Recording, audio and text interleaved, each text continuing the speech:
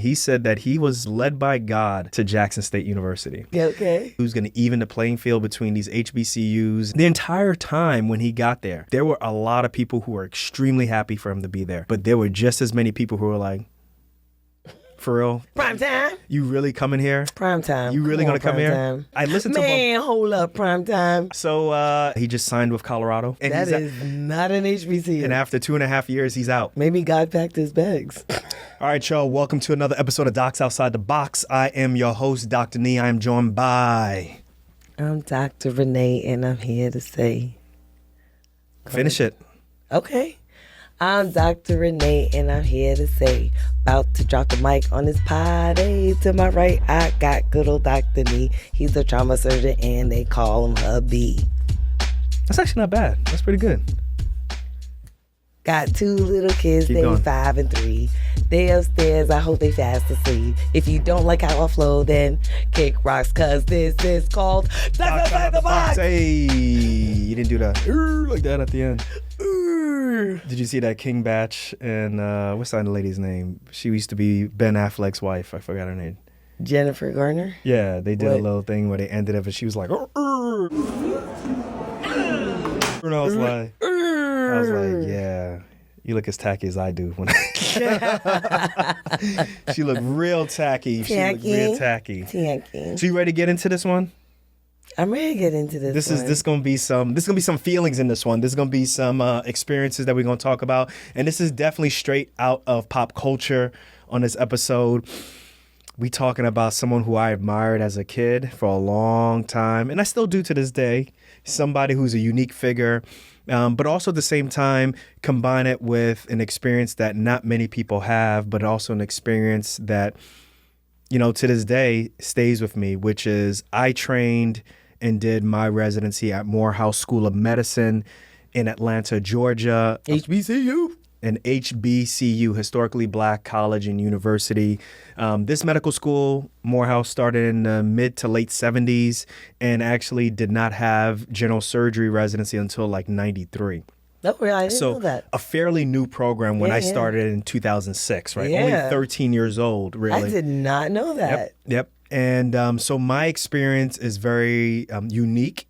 There's only, at the time when I was training, I believe there was only 4 programs at HBCUs. That I was Morehouse, Meharry, Howard, and then Drew. And I think Drew lost their program sometime during my residency. So there was only 3. So only 3 programs that were really dedicated to educating and training surgeons, African-American, African, as well as Latino, Latinx populations. So a very unique perspective. And then also, although my high school is not an HBCU, I think it was pretty much an HBCU experience, and that's St. Benedict's Preparatory School in Newark, New Jersey. A very unique. You smiling. A very unique. That's my school. A very unique opportunity. But let's take it back to what really started all this. All of this is really starting from, if you haven't been watching the news, Deion Sanders, also known as Prime Time, Must Be the Money. My man has Must be the money. He has been the man since the late 80s, 90s. Probably the first person to really, the first athlete really to be a 2-sport athlete, to be someone who's really great at one sport, which was football. And then also at the same time, in the same day, he played in a Major League Baseball game with the Yankees. Wow. So he was legit.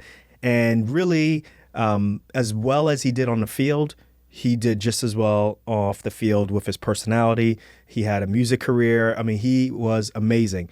And since he retired in the mid-2000s or so forth, he went on and did broadcast TV. He was with Shannon Sharp. Actually. Hey! Right? 2 birds of a feather. Uncle Shay Shay. Uncle Shay Shay. Uncle Shay Shay. They were together. And you can always tell there's always been this like star, this bright, like almost like the glow, right? With like Leroy. He got that glow. Yeah, Deion had it and still has it. So he's like the last dragon. I wouldn't say he's the last dragon, but he's extremely He's the unique. second to last dragon. Basically. He's very unique. His personality, he's very, I wouldn't say flamboyant, he's very gregarious. And he kind of takes up the, the air in the room, but he's great. So roughly in, I think the late 2000s or so, he started coaching high school and he developed like these great like high school players who ended up going to be great college athletes who ended up becoming NFL stars. And then from there, he affiliated with an upcoming institution, which was a high school, and they used his name, and it was a school of higher learning. It was a secondary school, and then he just happened to have his name put on it, and it was called Prime Academy. Okay. And the goal was to produce great athletes as well as great students. It actually it like crashed. It really wasn't his fault in terms of mismanagement, but his name was associated with it. Right. And then he kind of went back to TV, kind of had some things and blah, blah, blah, blah. Anyway, long story short, he got hired by JSU, Jackson State University in Mississippi in 2010 to a lot of acclaim. It was huge. Especially Mississippi. Yeah. So actually. Where's he from? Is he from? I think he's from Florida. Oh, is he from Florida? I think he's from Florida. Okay. I could be wrong. But this was a big deal, not because a former athlete went to an HBCU, because Eddie George has been there. He used to play for the Tennessee Titans. He went to Ohio State. He was a Heisman Trophy winner. But there's something about Prime. There's something about Deion Sanders. He just has that je ne sais quoi. Right. That's how he describes. He calls himself. He talks in the third person sometimes and so forth. But he garnered a lot of attention.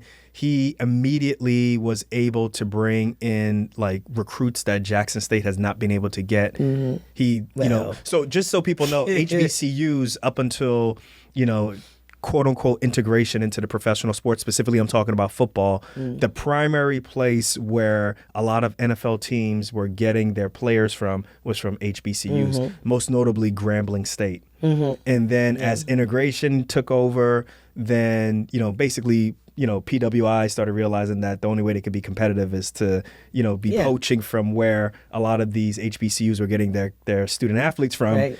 That's how, Alabama became really Alabama, and like all of these other schools really started taking it to another level. Kind of leaving some of these HBCUs in athletic obscurity, although they were still, and to this day are still, academic powerhouses, right? We're talking about the Xaviers, we're talking about, even JSUs and so forth, like, or Howard, or, from an athletic standpoint, kind of just neutered from that perspective. So he came here and he kind of brought that cachet. And he was able to land a couple of 5-star recruits, people who were going to go to major, like Alabama and the other Power 5. Yeah. And he was able to have them come to HBCUs, which is huge, right? If you saw the 60-minute special on like the type of facilities that are at Jackson State and compare it to, the facilities that are at these other major universities, it's a big deal, right? And being able to convince a 17-year-old or 18-year-old, and not just them, but also their family, that, not only am I going to take care of them, not only am I going to teach them how to be men, quote unquote, right? They all say that. But like, I'm going to make sure that they get enough attention, they're going to see enough competition that when it's time to graduate or when it's time to go to the NFL, they're going to be looked at as a serious candidate. They can compete. Right? That's a big deal. Yeah. And some of them have been able to be like, yeah, let's do it. So, So they got prime time. Because they got prime time on your side. Right.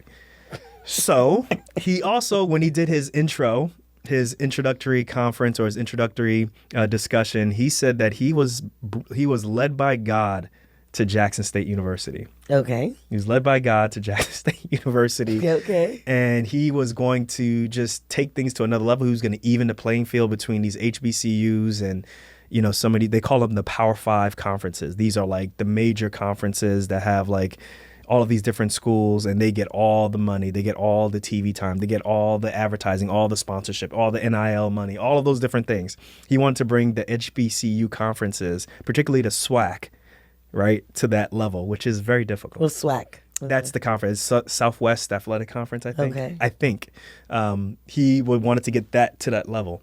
And it was working in terms of what was happening at Jackson State. They lost a couple of games in the beginning, but like they were on TV. He made all of these deals with like American Airlines. He had all of these different boosters and all these people like supplying money, like the amount of uniforms that they were getting, like different color uniforms and the different colors that they were doing. Like you don't normally see that. They wear one color for home, they wear another color for away, and that's it. Yeah. But they were able to get, Under Armour to sponsor them and change different colors. So they were just increasing the cachet. Right. The entire time when he got there were a lot of people who were extremely happy for him to be there. But there were just as many people who were like, for real? Side-eye? For real, prime time? You really coming here? Prime time. You really going to come here? Time. And this is just because, I listened to... Man, hold up, prime time. I listened to Bomani Jones's episode, right? And, he made a really good point about HBCUs and the amount of the legacy that you can have on students. And a lot of times it goes unrecognized, but not unrecognized by those students, right? Because oftentimes you're doing things like the amount of funding that are at these HBCUs compared to PWIs or other schools that are state colleges and so forth, it's night and day. So for someone to stay at an HBCU, there's a lot of... there's a mission that for the most part they believe in more so than even the funding that they get for themselves or the salary that they get for themselves, which is very special. It's extremely unique, right? It wouldn't be unique if everybody did it. But there's special people who stay there. Well, long story short, GSU is amazing. They're doing great. They even have his son is the quarterback, and his son is actually an actual Heisman Trophy candidate. Like his son is that good. Okay. Right? So... Junior prime time. Right. So in this year, 2022, December, this month, 2022, he just signed with Colorado. And that is not an HBCU. And after 2.5 years, he's out. So starting next year, he will be at University of Colorado. Maybe God packed his bags. Maybe someone I didn't make this up, but someone said, God told him that he wanted 10% of like $5 million more so than 10% of 300,000. Listen, the Lord speaks to us in mysterious ways. So it's a lot of people are up in arms. A lot of people are saying, listen, man, you came to JSU and you promised that you were going to change things and level the playing field. Like, we all knew it was going to take more than, 2.5 years. But, I mean, we didn't expect you to stay here forever. But 2.5 years, two must have been the way you was raised. You know what I'm saying? Shout out to anybody who knows where that's from. Right? So he's out after 2. So there are a bunch of people who are like, Prime, you don't owe anybody anything. You did your thing. You raised the profile, and now University of Colorado came calling, and it's time for you to go. He took his son also. He took his son. He took a bunch of his players. So a bunch of his players are going into the transfer portal, which means that they're going to be transferring from JSU to University of Colorado. Yeah. So a lot of people who are on his side are saying, well, he left the blueprint on how to continue this level of excellence when... For the most part, primetime has been letting everybody know there's just one primetime, right? But he left the blueprint. That's what people are saying. But he's been telling people there's only one person who could do what I can do, which is true. He was on 60 Minutes. He's been... So anyway, let's jump this up. I want to get your thoughts. What are your thoughts on... Primetime. Yeah, what are your thoughts on primetime? What are your thoughts on this? So, listen... Man, there's so many thoughts about this. Why don't we take it from the notion of, obviously he's a big fish wherever he goes. Why don't we take a little break? Wait, we don't have a commercial break. What are you trying to do? I'm trying to think. I'm trying to stall. Okay, let's pause for a second, guys.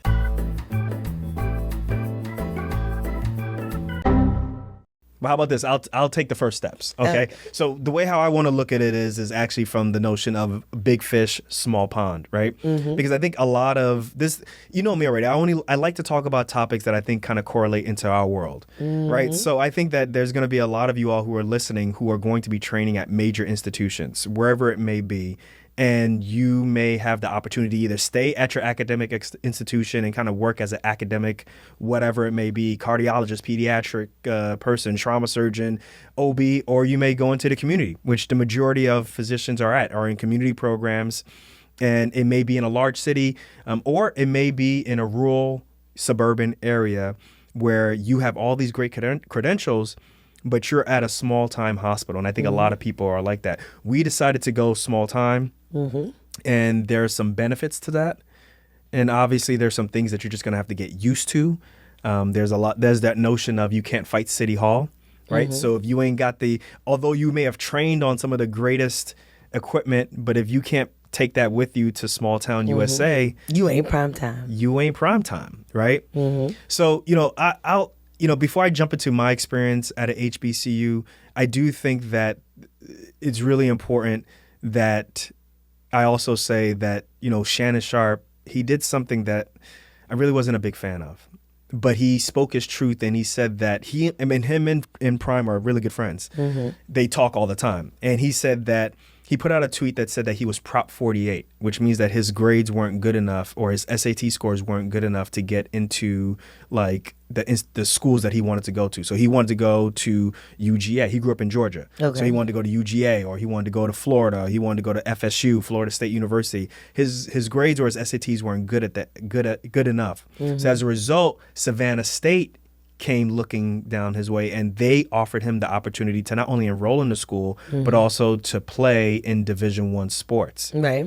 So he mentioned that he didn't want to go to Savannah State, which was a HBCU. He wanted to go to these other institutions. And then he also looked back and said, well, but if you look at the totality of my career, it was the best decision for me because of A, B, C, D. Look at where I'm at, all because of Savannah State. And, So he ended up going? Yeah, he went to Savannah State. Yeah, he went to Savannah State, and then he ended up going to the NFL. Right. So it's a touchy subject. There are a lot of people who have some fresh. So what are some of the things that people are saying? Well, some people are saying that Deion Sanders sold out JSU because he came in there talking about, well, God called me to come here and do this, but then when a higher salary came, he bounced. Okay. Right. So, that whole notion, and I'm the same way, that whole notion of when people start saying things with God, it makes it so that you can't really critique it. Right. Because if they believe that a higher calling has called them to do something, then it kind of absolves them from agency, so to speak. It doesn't absolve them from criticism. It just absolves. I feel like some of them use it as to absolve them from agency. Well, I made this decision not because I made this decision. I made this decision because God told me to call this. It's like, come on, like. You can make your own decisions, and you made your own decisions. Just that you're using God as that cover, right? Whatever it be that what it may be, right? And then there are other people who are just like, well, he left, he moved on to something else, and if JSU wanted him to stay, they would do X, Y, and Z. And basically, what it is it's bringing into the whole conversation: are HBCUs good enough to either compete, with these bigger, large institutions? Notwithstanding the finances, the facilities, and so forth. Well, that is withstanding. Let's talk about the facilities.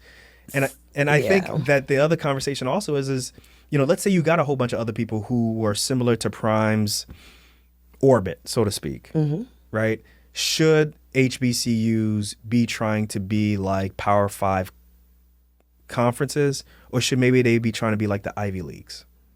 Which I think they should be trying to be like the Ivy Leagues, which is athletics are great, but we're really known for producing engineers, doctors, lawyers, and so forth. It's just that they also happen to be able to catch a football, but, So I'm going to say this. Doctors do this all the time. They do this all the time. You sound like you're stalling. No, they do this all the time. I'm not stalling because I'm about to tell you a story.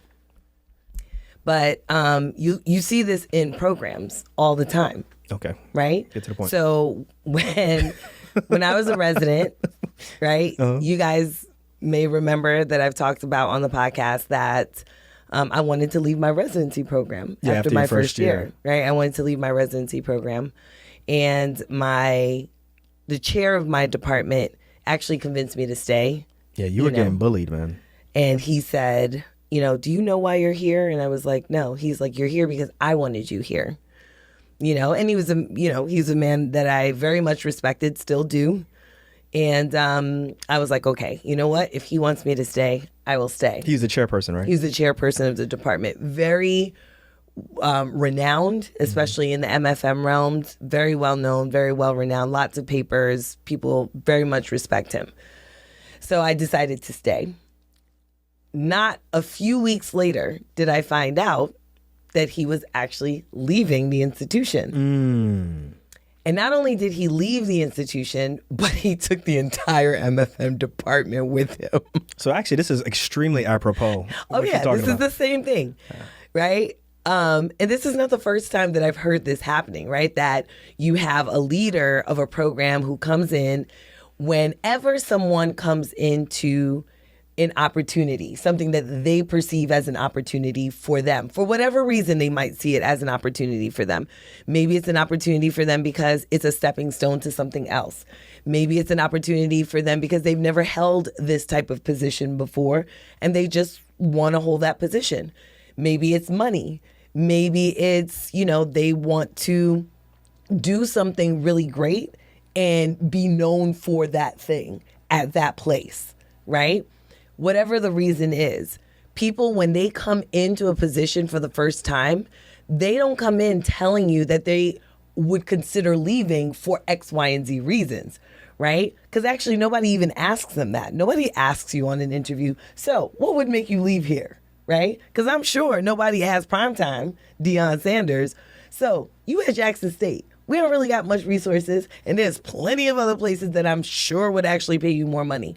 What would make you leave? Right. I mean, I think that, and the thing that's very interesting is when you're looking for a job as a coach, you probably have to give them like a 4-year or maybe a 5-year plan. Probably same thing as a chairperson. If you're looking for a position, you have to give them, what's your plan to make sure that, you get enough specialty or subspecialty support here, there. This is like a 5-year plan. And you are trying to recruit residents. Or in the college example, you're trying to recruit 17-year-olds and 18-year-olds who are not on a 1-year basis. They're actually, or a year-to-year basis type of thing. They're on a 4-year plan. Right. Residents, depending on what specialty they're on, they're on the hook for 3 4, 5, 6. Right. Whereas for the most part, coaches, chair people, they're here on a year-to-year basis. Exactly. So if they have a bad year, either that could be it, or something else is coming up, or they're out. Whereas the people who they are coaching, the people who they are mentoring, the people who they're educating, they're here for the hook. So I get what you're saying. Go ahead. So, nobody asks them what would make them leave. I think that's a very important question. What would make who leave? What would make the leader leave? Right. What would make Primetime leave? Did anybody ever ask him, they knew. What would make you leave? No. It's not what you knew to know. No, he was on a 60 Minutes interview that came out in September, and they said, what if another job came out and they offered you more, or they offered you all these different things that you don't have here? And he said, I would be foolish not to consider it. So everybody knew that he was always, but also everybody knew this when he first took the job. They're like, look, this guy is going to get offered something. Correct. This is Okay. It's so like dating the prettiest girl in the school, and you take her to the prom. It's like, you don't think nobody else is going to try to dance with her? Is you crazy? Like, come on, right? Like, she's with you, but she really with right? That is a very strange example. But how's that okay? Did somebody try to dance with your prom date, Nii? No, but I'm just saying, if you take the baddest chick, so wait, if you dated the baddest dude, you ain't gonna be worried that he's trying to talk with other girls at the prom? Okay, Nii. So anyway, all right. I don't know if come on, guys. I don't think that's. Okay, I get it. I get it. But I mean, the reality is that. Why are you smirking? Do I sound triggered? So, you're making me lose my train of thought. But anyway, the reality is that you have to ask, what would make this person leave, right? And a lot of things can make this person leave. Things that can make this person leave might be within the institution, but it also might be external. These people have families, they have other situations in their lives that would make them leave, right? So I know oftentimes we say, oh, well, but you went to HBCU, you had to have a passion. You said God sent you there, so how long does God send you to a place? That's what I want to know, right? Like, if you say, okay, fine. If people want to criticize, oh, but you said God sent you there. It's like, all right, so how long would it have been acceptable for God to have sent him there? Would it have been acceptable at 10 years? Would it been, acceptable at 5 years? Like, how long does God send you there, right? So maybe God sent him there for 2 years and that's all they needed. Maybe he did have a blueprint, or maybe he did give the blueprint. Look, whatever happens from now, it doesn't change the fact that he put Jackson State on the map, with his name, with the things that they've done, the accomplishments that they've had, right? Like, that doesn't change.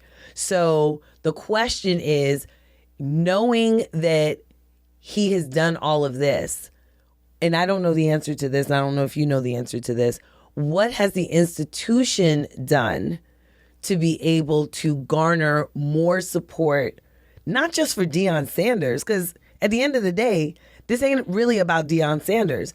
This is about the school. This is about what they can offer the students who decide that they want to go to Jackson State, right? At the end of the day, it's up to Jackson State to hold on to whomever it is that they think is going to bring value to their institution, whether that be the coach or whether that be the players. So what is the onus on Jackson State to be able to do that, even if they don't have a prime time? Well, so then basically what you're saying is are you saying that JSU wasn't putting up a full I don't know. That's why I said I don't Deion know. got here? That's what I'm saying. I don't know. Because that's the thing. So I'll leave it to you like this. I don't know. That's why I said I don't know the answer to that, and I don't know if you do either. So what some schools do is the schools are only able to support a certain amount, and then let's say, for example, he was getting paid like $300,000, I think, a year, right? Mm-hmm. But I think what some schools are able to do is they're able to provide a certain salary, and then they're able to get businesses to pony up a certain amount extra, which is why you see a lot of these coaches are doing commercials and sponsorships for all of these different companies that are around, because they're forking the rest of the bill. Mm-hmm. So that's something that could have been, explored. But who's to say in this part of Mississippi that they're at, obviously they were part of the whole water disaster that occurred and stuff. Who knows, right? I think a lot of the things that he was able to do, when people say that, he gave the blueprint, I think a lot of the things that he was able to do as quickly as he's able to do was only because he's primetime. Mm-hmm. And I think that, the whole notion of a blueprint and so forth, like, I hear what people are saying, but primetime or Deion Sanders is an extremely charismatic, well capable. He understands coaching very well. But it's very obvious that he always wanted to be a Power 5 coach, right? He wanted to be a coach. And one of the normal route of becoming that type of coach is that you had to become an assistant coach. Mm-hmm. Deion Sanders is not going to be an assistant coach for anybody. Right. So this is where I'm talking about, this is where the JSU comes in as to what they provided to him. They allowed him to come in and become a head coach without having to do the normal hoops and hurdles that someplace else would make him become an assistant coach. He came in as the head coach. So he came in for an opportunity that he otherwise would not have gotten somewhere else. And absolutely. That's and I what think, was attractive to him. And then the other thing, too, is I don't think he finished at Florida State. He didn't have a degree. Mm-hmm. He needed a degree. And Talladega College, I think, allowed him to finish. They helped him and did some things. Right. So there's been some help from HBCUs to help him get, not only uplift him, but now also get him to a point where he can get into a position that he probably would not get based off of the credentials that he already had. Oh, absolutely. So the question is, again, right, what is the onus on the university in terms of, succession or contingency? This was not going to last forever. Like, This was not going to last. Look, let's be honest. It wasn't going to last forever. Does he owe anybody anything? Nobody owes anybody anything. Listen, I don't think anybody owes anybody anything. Right? So that's the whole point. Right? And hold on, that's the point. Nobody owes anybody anything, right? So I think that, he fulfilled the contract, or he left the contract. He left it in a manner that he can based off of his contract, right? Mm-hmm. He left early or whatever it may be. He's gone, right? He provided a service. They paid for that service. They got something out of it. He got something out of it. And he's moving on. Right. And that's it. But when we're at HBCU, so I'd like to describe my experience. So, I went to Morehouse. I enjoyed it. That was my number one choice, as you already know. Mm-hmm. Morehouse was my number one choice. When I matched there, that was my number one choice. You remember, I went there and I did I did a sub internship there in January of that year that I was applying. And they did not have a sub-I in surgery. I ended up doing a sub-I in critical care medicine. Shout out to Dr. Eric Flanall, who's one of the best interventional pulmonologists. I didn't even know that there was such a thing. But I was on the critical care service, and he said, "Hey, young man, what do you want to do?" And young man. Yeah, I was like, "Hey, I want to do surgery," right? And he said, "Okay." But I was there at like 5 a.m, and I would leave at 8 o'clock at night. And I said, "Hey, Dr. Flanall, I really enjoy what I'm doing, but I really want to be honest with you. I'm here because they don't have a surgery sub-I. I'd like to kind of showcase my talents for surgery." And he's like, "Okay." So this was after 2 weeks though. And he said, "Listen, I'll talk to them and see if you can maybe even round with them and maybe even see some patients with them and take on some patients so that you can show them what you can do." Mm-hmm. And this is all under the auspices of knowing that they've never taken a DO surgery resident before, right? And let's rewind a little bit more. So when I was in SNMA, when I was the cohort or the people that I was in who wanted to do surgery, I was the only DO student there, right? Everybody else was in some type of MD school. And we went to the Society of Black Academic Surgeons meeting. This was in Pittsburgh, right? We all went. It was like a contingency of like 7 or 8 of us. We all went there. And we waited, and what we would do, we would wait in front of all of these rooms, and they would be in the rooms having their meetings, and then we'll come out, and we would come with our CVs, right? You probably don't remember. I don't know if you remember. I remember when you went. And I had my CV. You, Cotton. Yeah. Yep, me, Cotton, Brewer. We went there, and I remember they were all eating lunch. I went up to Dr. Weaver. May you rest in peace. Rest in peace. Dr. Weaver is a very important person. I'm starting the story. And I handed him my CV. And he looked at my CV. He's like, D.O., don't y'all got your own residencies? And I was like, damn. This is before the merger. This is 2005, right? Yeah. And I was like, oh, I know this is not going to go well. And he's like eating his food and stuff. And I'm like, so that's how they going to treat you? That's it. That's how they going to do over. That's how they gonna do it. It's over for you, right? So I didn't go there. I didn't go there, looking to just get into an MD. I was just trying to get into surgery. Yeah. And I thought, so I didn't. Even there, I felt like almost like a double minority in that situation, which was fine. It was okay. So I did my sub-I at Morehouse, and it was an experience that I've never had before. I was at Grady Memorial Hospital, the largest level 1 trauma center in 100 miles. These huge hospitals, like 15 floors. It's like I'm used to these type of hospitals in New York City. I'm not used to these hospitals in the Midwest or even in the South. So to be at this hospital, the hospital is split into 2. So there's 2 separate programs. There is Morehouse and then there's Emory. And there's duplicate services of everything. Right. And the way how they assign whether you're going to get your services from a Morehouse doctor or from an Emory service is based off of the MRN number or the number that you're assigned to in the hospital. If it's from 0 to 249, you're going to be getting treated by Morehouse doctors. If it's 250 and higher to 999, you're going to be treated by Emory. And that's mainly because Emory is, 3/4 of the size of Morehouse, right? So no, not 3/4 of, 3/4 more. Yeah, 3/4. So Morehouse is 3/4. Morehouse is a smaller program. Is a smaller program, which makes sense, right? But we had our own renal service. We had our own internal medicine service. We had our own trauma service. We had our own GI service. Like, we had our own things. There's certain things that we didn't have. Like, we didn't have our own burn service. We didn't have our own urology. But it was very esoteric type, subspecialty type things.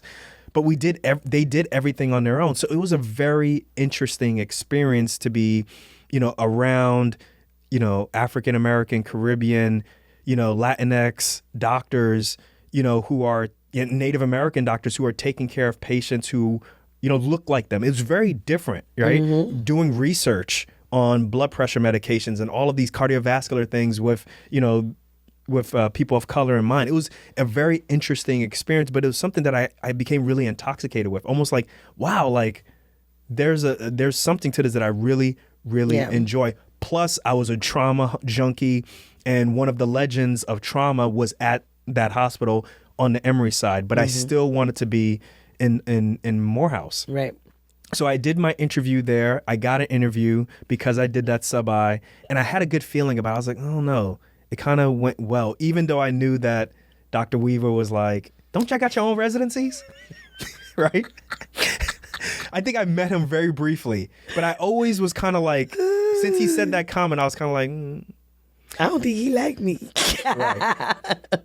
So let's fast forward to, I interviewed there, and I was looking at another program in Pennsylvania. Long story short, I made Morehouse #1. And I remember at the SNMA conference that was at Atlanta that year, it was facing Grady. And I never told you, but I was like, I want to be there. I got to be there. It's this huge hospital. Helicopters are landing there every 15 minutes. It's just, that's where I wanted to be. And that was also around the time that match occurred. Right. And I matched there, and it was the best feeling in the world. I was so happy, shocked that I matched at Morehouse. Right. And, likened to your story, eventually Dr. Weaver, after 2 years, 3 years, I didn't know how I fit in with him, really. He was just always this figure. So Dr. Weaver is the chairperson of Morehouse. He was the second chairperson of Morehouse and kind of took Morehouse to another level. And, just at this point, he was a rising star, right? Or he was a star already. And I didn't know where I fit in with him. But I remember after like this third year, he was like, Darko, I want you, you're here because I decided that you should be here. He's like, not that many people wanted an osteopathic medical student here. You're the first one that we ever took. But there was something about you, and I wanted you here. And that kind of changed my relationship with him. Right. And it became almost like this, it went from just he's my chairperson to almost like a mentor-mentee type of relationship. Like he sees something in me. Right. Yeah.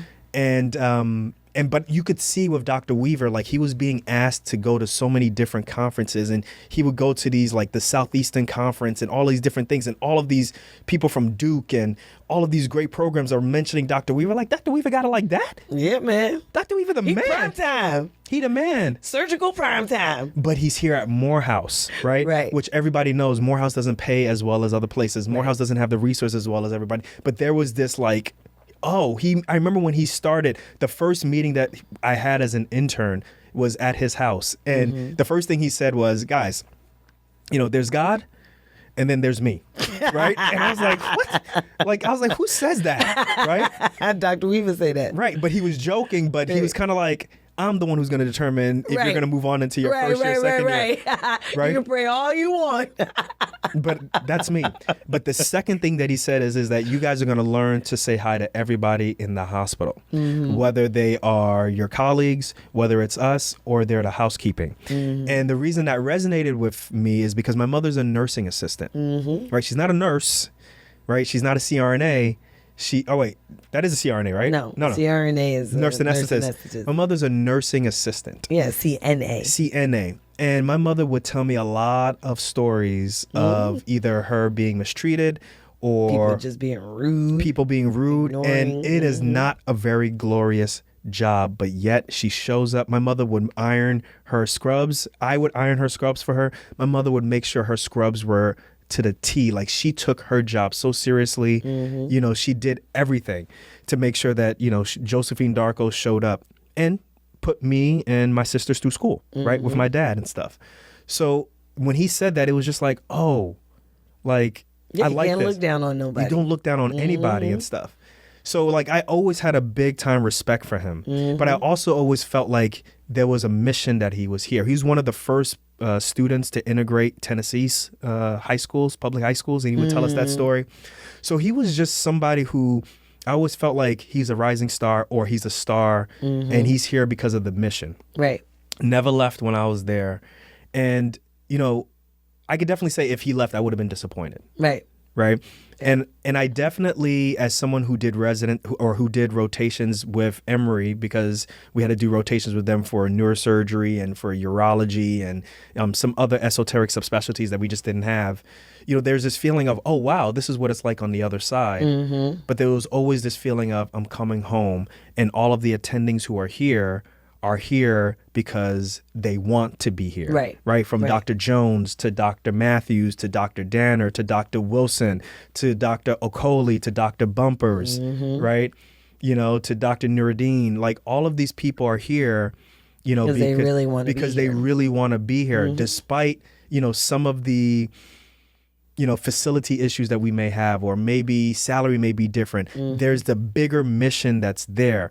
And in my opinion, they're legends to me. And as many times that I may have argued with some of these attendings that I've listed, they still ultimately are legends because they taught me. And they may have had the opportunity to leave, and they were there and they helped me become me. And they gave me the opportunity to take care of my family and put my family in a situation. Because I always think about, I'm like, well, if I didn't match that, what would have happened? Would I have done surgery? Could I have done that prelim game over and over again? I would have dropped you like a hot potato. I'm just kidding. I wouldn't have dropped you. Could you be with me if I was internal medicine or family med? Oh no, I'm just kidding. But yeah, so not to go off on a tangent, but that's what the HBCU experience meant to me, which was, when we were doing trauma and we would take call, our team was smaller, right? We would take call all the time. And there were times when we were doing 26-hour, 28-hour, 30-hour shifts. And we did it just to make sure that our patients were taken care of. We didn't want anybody, nothing getting dropped, right?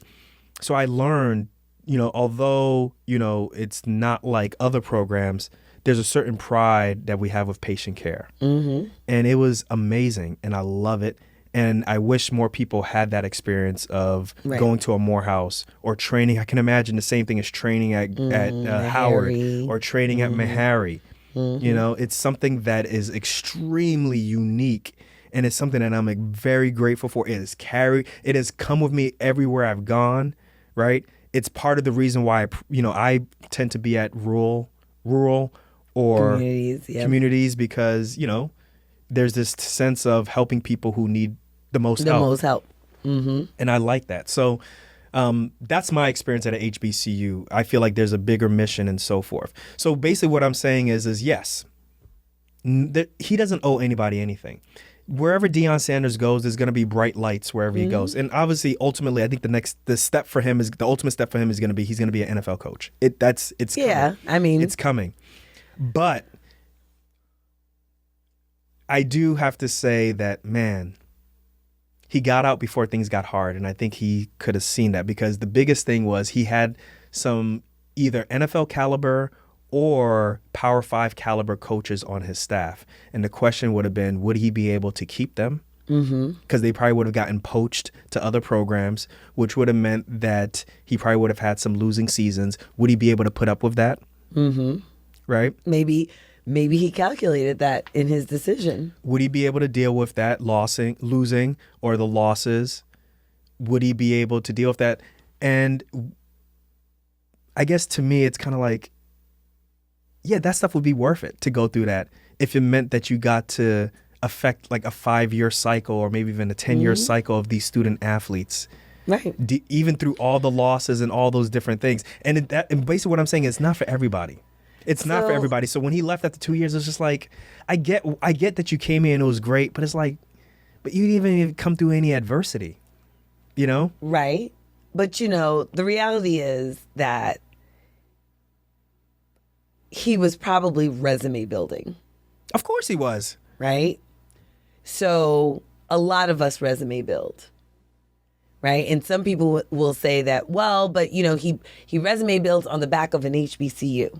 Right, that's where a lot of Twitter is exactly. at. It's like, oh, black man, using the HBCU, using these students, this, that, and the other. You're supposed to be giving back to the community, but you instead use the community, and now you're going off to a predominantly white institution, and you're going to make your career on that.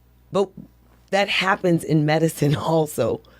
All the time happens. But it happens in coaching all the time, yeah. Well, yes, it happens in coaching all the time. But because we're docs outside the box, we're going to talk about it happens in medicine all the time, right? You go, you want to be, you're a pre-med, you want to go into medical school. What do? You go and volunteer, right? You go and volunteer. Why? Because it's going to look good on your application, your resume building. Now, that's not to say you don't want to volunteer, but the reality is you are volunteering for a very specific reason.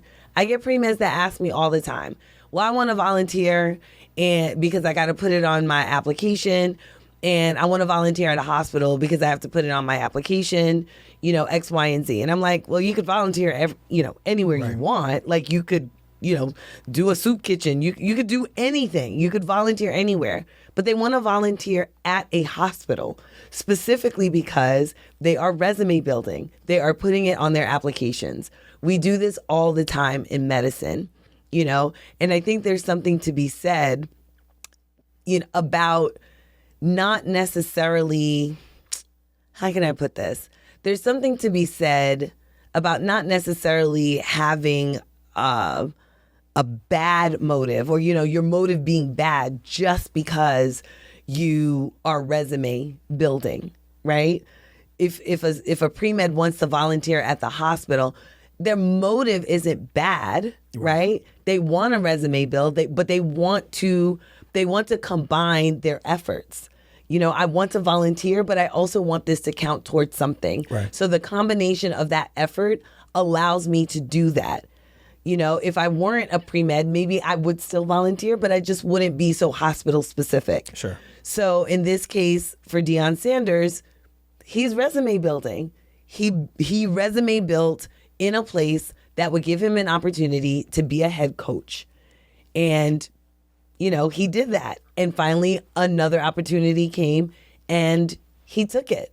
I think I like the example that I got this from Brother from Another, where Michael Smith said, I really, really, and he supported it. He was like, look, if it was me, I would do the same. I would make the same decision. I would go and take this job. I think the thing that takes people off is the whole, I'm going to uplift these conferences. I'm going to do, there's a lot of things that were kind of like, almost like he was the Messiah. Right, which is already an issue, right? I mean, that's look at his track record, right?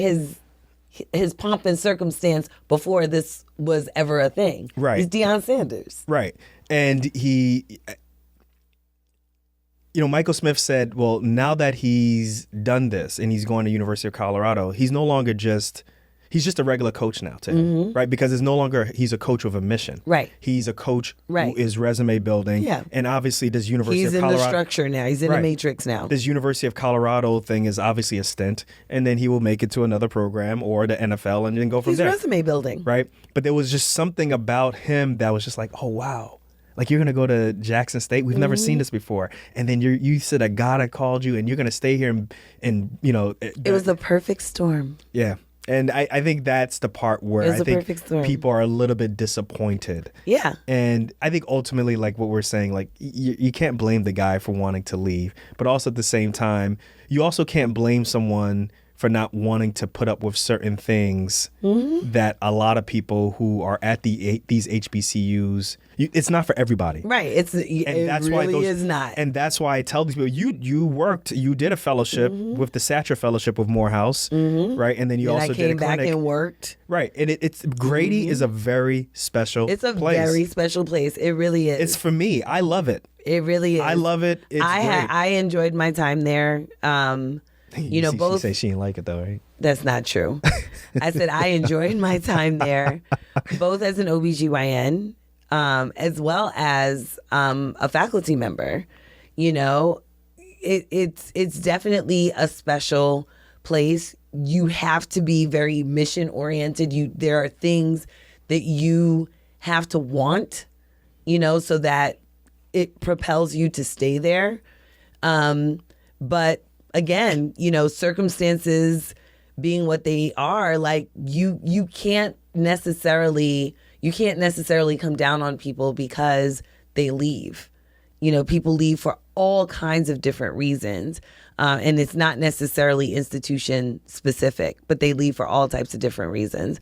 Remember when I when I was working at Morehouse and you were like, oh, if Dr. Satcher asks you to stay, you're going to stay. And I was like, but how would you say no to the Surgeon General, right? A former Surgeon General. Well, at Morehouse. Well, I ended up saying no, but it wasn't no because he wasn't offering me or whatever. It was no because there were external circumstances. We were getting married. We wanted to move closer to family. And I couldn't do that working at Morehouse in Atlanta and be so far away from family. So there were external things. So it's not that I wasn't intrigued with the mission anymore. It was just, it didn't work for me anymore. It just didn't. So I think, we have to be very cognizant of the fact that but you didn't come into Satcher Fellowship saying that you right. That I was the Messiah and I was going to uplift and I was going to change the world and all this kind of stuff. You got asked to go there. I get it, but you know what? You got asked to lead the program and you went there and you led the program. Correct. You did your job. But we gotta, we also gotta call, a spade, right? Like Deion Sanders is going to talk up a storm. There's already footage of him on at Colorado State talking about. University of Colorado. Or University of Colorado talking about, I'm coming. Some of y'all that really got it, that really want it, and really deserve it, and you got to play beside a pool that don't want it, don't deserve it, they don't even love it. I promise you it's my job to get rid of it. I'm coming. Yo, he already told them already, the players there. Right. He's like this ain't going to be no whatever. And he already told them, a lot of y'all going to have to just transfer out because I'm bringing some of my dogs with me. Exactly. So, he comes with that, right? Like, this wasn't something very specific that he brought to Jackson State. Nobody was like, oh, we've never seen this side of Deion Sanders before. Right? Like, this is Deion Sanders. That was part of the intrigue. The part of the intrigue was the fact that he's primetime and he has a certain persona that he brought to Jackson State. And you know what? Everywhere he goes, that theme music gonna follow him. That's just what it is. Must be the money. Must be the money. Must be the money. Must be the money. Must be the money. Hey, listen. I don't begrudge Deion Sanders, but to me it would have been nice if he had stayed at least for 5 years. You know what? Or maybe even longer, just to see what he would have done with the student athletes. But the other thing too that I was really what I would have been interested in seeing is, would he be able to convince, other former athletes who are kind of in his orbit to come and become coaches at these HBCUs and kind of lift up the athletic part, because that's not what he was there to do. Well, that's what he said he was going to do. He said that he was going to go and uplift it. What he said and obviously what he's doing, those are two different things. And that's the whole point of critique, right? Yes. That's the whole point of critique. Otherwise, if we don't do that, then there's no point of having this conversation. Technically, he went and he changed things in the program. During that time, right? During that time. But the question is... He can only control during that time. But the stuff that he wanted to do was going to take a little bit longer to do that, right? And that's the part that I think people are disappointed, right? And I think people ultimately knew that he could leave anytime, but I think a lot of people are like, damn, 2 years, bro? Or 2.5 years and stuff. That's where people are like, all right, man, okay. So, I said... I don't disagree with you, actually. I don't actually disagree with you. I think greatness, I'm playing devil's advocate, greatness would have been made on losses. Greatness would have been made on wow, what happens when I think, and this is the part where I think, when I bring it to my experience, it would have been amazing to see what he would have been like if he had got some of his coaches poached. Right. And maybe he had 2 years of just losses and then he comes back and then he brings the team. It's just, these are the ebbs and flows, right? Of losing that make you great. You. Yeah, right? I don't disagree with you. I think, woulda, coulda, shoulda. But it just didn't work out that way. And, the amount of critique that he's getting, honestly, I'm just it really is all for naught because he gone. He gone and y'all still gonna love him. So stop. You gonna talk bad behind his back, but if you see him in the streets, you gonna be like, let me take a selfie with Deion Sanders, prime time, okay? Yeah. So stop playing and just stop playing. Okay.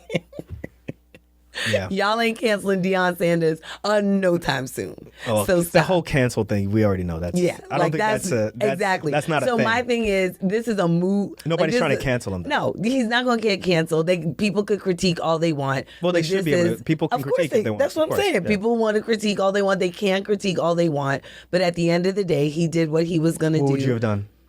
I don't know, because I don't know all of his circumstances. I really don't. I mean, $300,000 a year for somebody. For the pod's sake, what would you have done?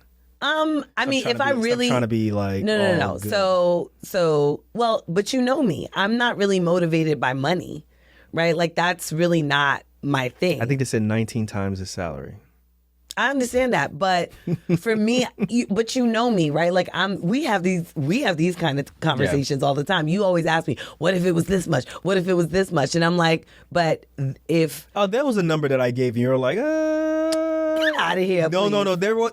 So you mean to tell me there's no number that would make you be like, No. I'm saying for something that is very mission oriented, Right. Right? Like something that's very mission oriented. So,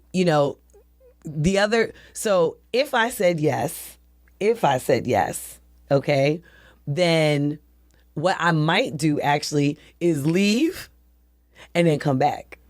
Because then I'm made whole, more than whole, and then I can actually take on, this mission work that might financially cost me some losses. You see what I'm saying? Yeah. So, I mean, that would be something that I would do, because I would have to calculate, well, if the financial resources that I'm getting from this institution are really, really draining me, then I got to make this up somewhere else, because I'm not going to be able to sustain Just so y'all know, this doesn't just happen like for chairpersons of departments and so forth. Right. Like you can Happens get a everywhere. job. You can get a job in a hospital and get recruited by somebody who is in charge of whatever specialty Yep. or department it is, and literally.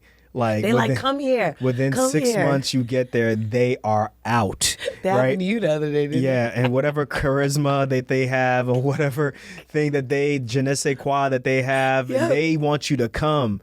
And then next, while they are planning for you to come, they are planning themselves to be Yep. out. Planning your entrance, planning their exit. So it happens in medicine. Yes, and I know there are people listening to this that's like, yeah, that happened to me. Such and such was like, yo, you should come here. We could do this together. We could do We're that gonna be so together. busy. We're gonna be so busy. It's such a busy program. We're so busy.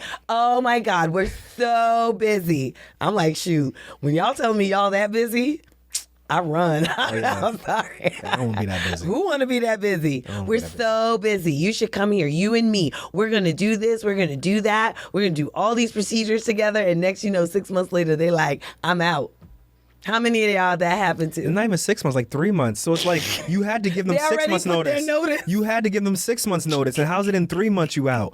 See, man, that's why I don't mess with y'all. I yo. have seen that so many times. It happens a lot, y'all. I've seen that so many times. So Yeah. the reason we bring this up is that, life doesn't happen, or medicine doesn't happen in a vacuum. bubble, yeah. It doesn't happen in a bubble, a vacuum, whichever way you want to look at it.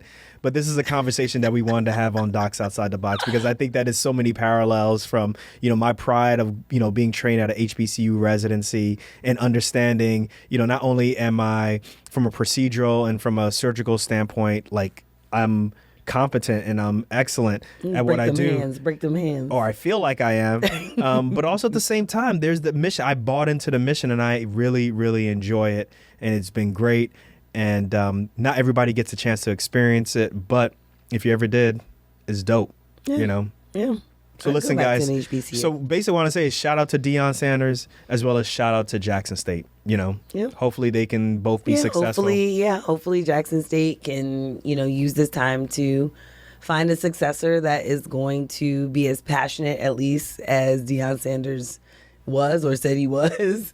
And they can continue to be on the map. Boom. There it is. All right, y'all. Let us know what you think. Hey, Alfred, why don't you put the number to text us to let us know what your thoughts are. down below. Let us know what you think about the show. Let us know what you think about this topic. Did I go too hard on Deion? Did Renee go too soft on him? Let us know. We're interested. You went kind of soft on him. I didn't go no soft on nobody. All right, Anyway. Listen, y'all. We are going to catch y'all on the next episode of Docs Outside the Box. Bye. Peace.